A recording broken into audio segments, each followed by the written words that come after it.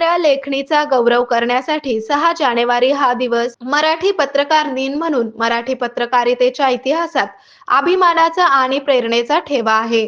पत्रकारिता म्हणजे केवळ बातमी देणे नसून ती सत्यासाठी उभे राहण्याची धैर्यशील भूमिका आहे. सत्य बोलणे सोपे असते, पण सत्यासाठी रोज उभे राहणे हे धैर्याचे काम असते आणि हे धैर्य अंगीकारणारी व्यक्ती म्हणजे पत्रकार.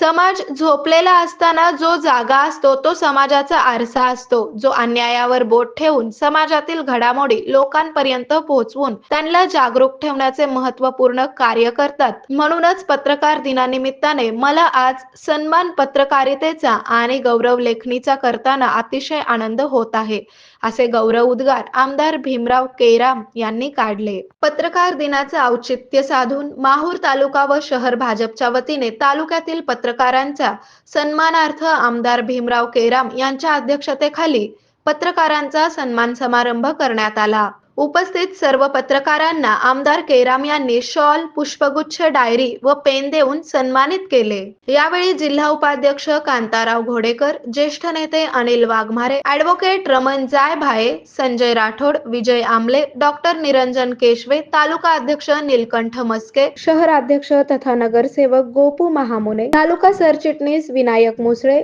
बन्सगोपाल अग्रहरी, नागोराव सुर्वे यांची प्रमुख उपस्थिती होती.